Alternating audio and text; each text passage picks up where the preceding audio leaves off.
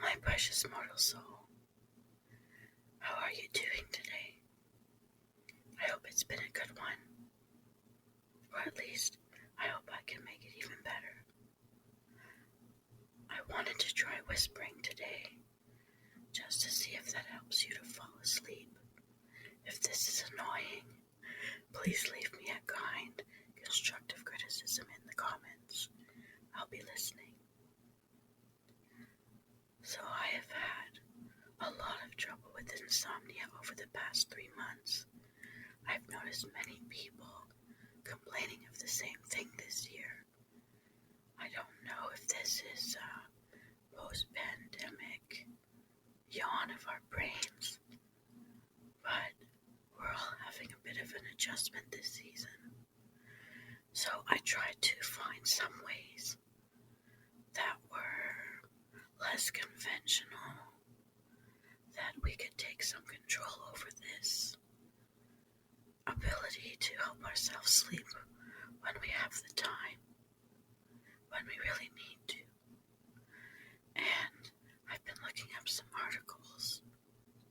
I came across a few suggestions that I thought I'd share with you, and they come from someone named Deirdre Conroy, a sleep psychologist and a clinical director of the Behavioral Sleep Medical Clinic at the University of Michigan Health and Sleep Disorder Centers.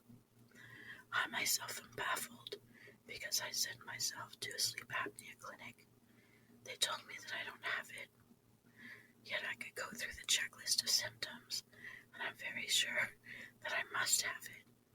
They did admit, though, that sometimes I simply stop breathing, and that perhaps I'm a sleepwalker. But they weren't very sure, so that left me even more confused. I do know one thing, though. I sometimes have this teeny tiny problem with authority. I have so much problems with authority that when I set myself my own rule for New Year's Eve, I'm the first one to break it, and I'll break it over and over again till I make myself sick. Then I'll break it a few more times, just to be very clear that I don't want to live by anyone's rules, not even my own apparently. So when I found this tip, I had a chuckle, and I wanted to share it with all of you. Hear me out, in case your mind works a little bit like mine. Don't sleep. In fact, make it your determined decision that once you get into bed and you're in a comfortable position, don't shut your eyes. Tell yourself, I do not want to sleep. I'm not sleeping. For some of us, that's all it's going to take. And at some point in the night, sleep is going to kick in. But if you put it in your mind that you want to stay up, that you're actually trying to stay awake, it's easier for the sleep to kick in because you're tricking yourself. And the way that the trick works is, if you're going to lay there anxious and upset and worried because you're not falling asleep, well, that's the thing that keeps most people up at night. I know that sometimes I can lie there and get so frustrated and so exhausted, I start flipping around in the bed, kicking, whining, moaning, stretching, getting up and laying down again, flipping around the pillows, no pillows, all the blankets, none of the blankets. You get the idea. It's all show from a bird's eye view.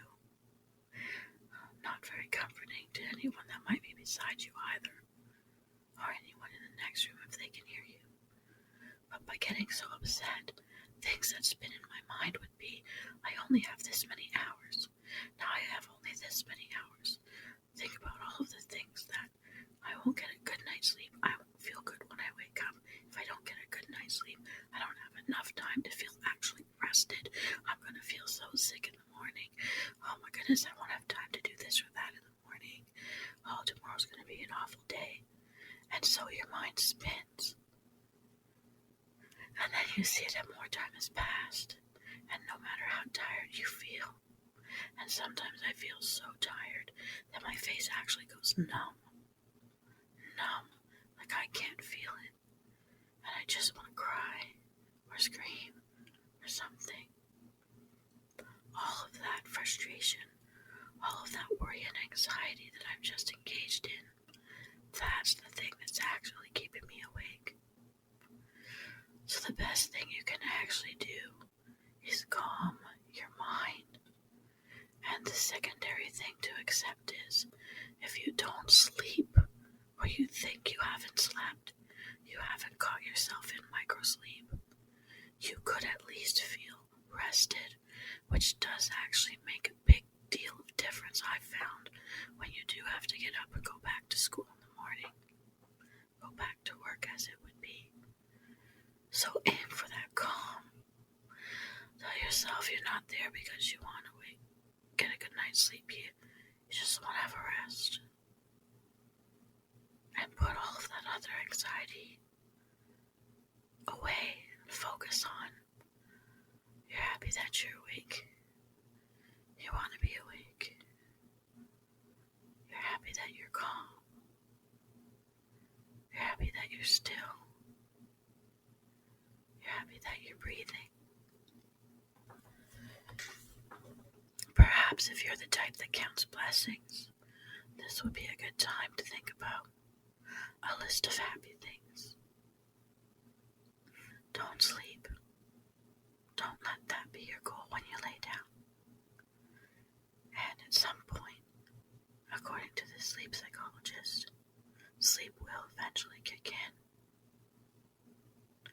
The next tip that I found was to focus on what you do in your morning routines. And there's another sleep neurologist from the same university called Kathy Goldstein. She says that getting a good night's sleep isn't all about what you do in your evening rituals or what you forgot to do at night, but in fact, your morning ritual can have an even bigger impact on what happens when you do want to sleep by the end of the day.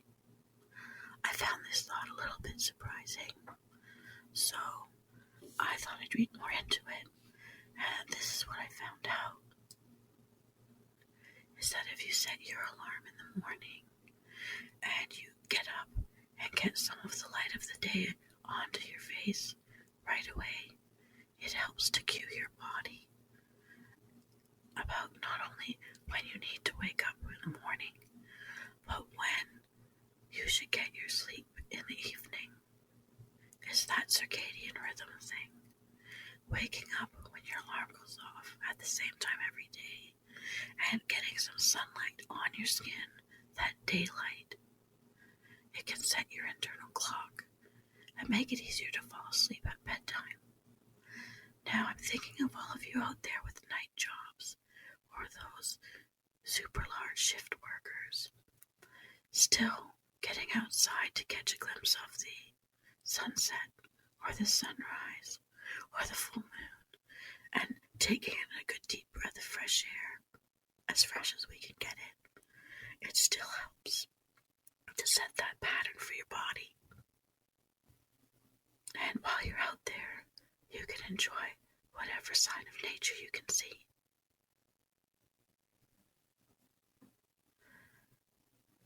The sounds at night and what you see at night from the animals or nature are also different than in the daytime. And if you can enjoy that bit of nature, it supposedly helps to reduce stress, lower blood pressure, reduce your heart rate, and decrease muscle tension. This all sounds really good to me, and all of these things in combination are the ingredients for inducing sleep in a natural way. Nothing could be better than that. If you're not able to see a lot of nature, it's suggested that we can just imagine it or look for something online. I know I like watching the aquarium fish or a river running in an ambient setting. Think about the last time you went camping or stayed in a cabin, or were at a bonfire? When was the last time you looked out and just looked at the stars? Even just replaying a memory like this can help. Some people can take it farther and set their own campfire in the backyard, or light a candle and focus on the flame just to relax.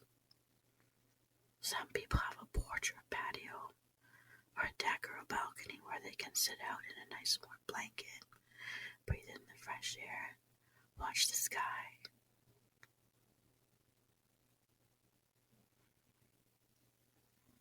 And if it can be in a quieter place, that's even better than a noisy one. Now, if you're the type that really has a hard time letting go of the worrying thoughts, or replaying things that happened during the day and what you wish you had or hadn't done, wish you had or hadn't said, the recommendation that I found is, okay, let yourself worry then. One suggestion about this is actually to book in 15 solid minutes to just write down or record on a tape all the worries you can possibly think of for 15 minutes only. Put it in your journal, vlog it, put it on paper. For that 15 minutes, express everything you can. Worry about everything you can think of. Make sure you do this a couple of hours before it's actually your bedtime. Not right at the time you want to go to sleep, but before. And then, when 15 minutes are up, put down that pen, put down that keyboard, close that journal, shut off that recording, and just leave all your worries right there. You've acknowledged them. You've got them to refer back to later so you can action them later. But for now, put them away and leave them there. It's said that this can actually decrease the amount of worry that happens by the time you actually go to bed, because you've already acknowledged all of it. And then give yourself a break from it and focus on something else. One singular thought or picture in your mind so that you can help yourself focus and fall asleep. I mean, where you recorded your worries, they'll be there whenever you want to go back. So we can let them go for the rest of the night. Now, another thing I came across really focuses back to what I've been trying to do in a lot of my videos for self-care. The guided breathing exercises.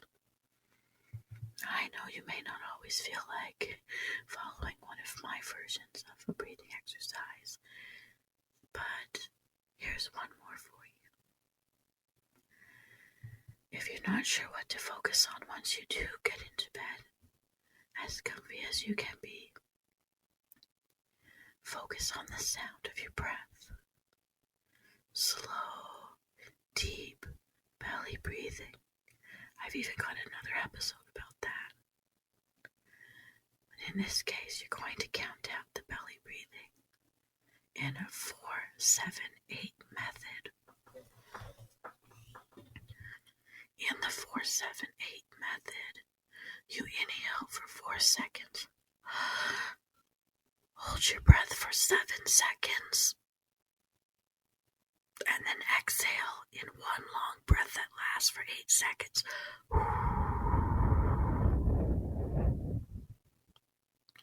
If you repeat this enough times without rushing, it's supposed to increase your relaxation and bring sleep on. Let's try it 3 times just for fun. You know I miss guiding your breathing. Here we go. In for 4. Hold for 7. 3, 4, 5.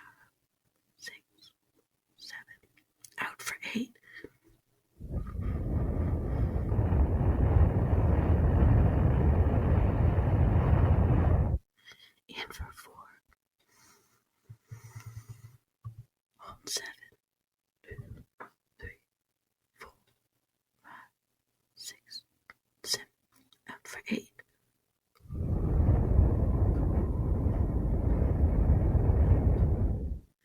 for 4.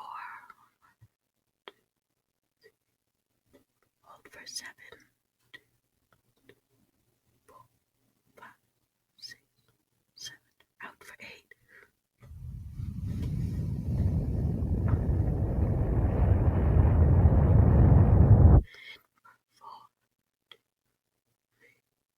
Hold 7, 2, 3, 4, 5, 6, 7.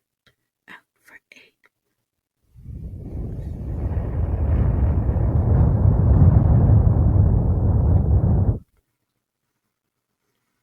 Well, I know that's making me feel something calmer.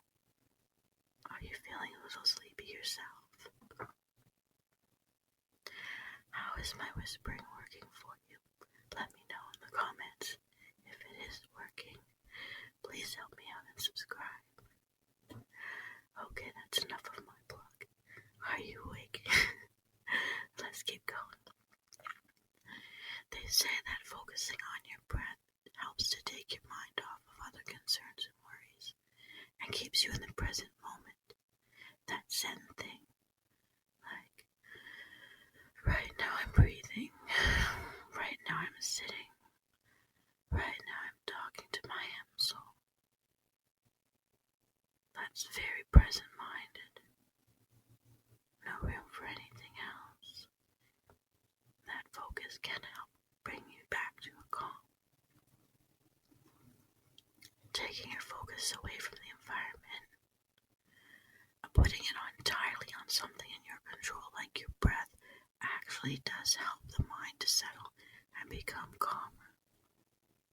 And I know, speaking as someone who's had problems with their lungs before, I've had partial lung collapses. I've suffered very severe pneumonia, I've had bronchitis, and with asthma in my family, I know that being able to breathe without pain, being able to breathe both in and out naturally when you want to be able is so important, and it is so frightening when you can't, and it can be very painful and even burn when you can't. So I find that these breathing exercises, being able to take your mind off of panic and fear and just coach yourself through breathing when you have these moments take over, is so very important. And it does help to get control of your breathing pattern faster, to be able to take the panic out of your mind and coach yourself through a breathing pattern. So finally, in the less known tips that people give for getting a good night's sleep, is that it's not necessarily about tiring out your body. You can get up and have an exercise routine before bed, which is excellent. We should all do that. But it's actually our mind that we have to tire out. We've got to help it to focus. We've got to help it stop spinning. Stop the worry. Stop the replay of all the things that happened in the daytime, or the replay of what we wish it had been. We are social creatures. And if during the day we weren't doing anything that was very interesting or exciting, then night and day aren't really any different for our brain. It needs to be mentally stimulated so that it can tire out and then want to sleep. So, since our brains love to learn,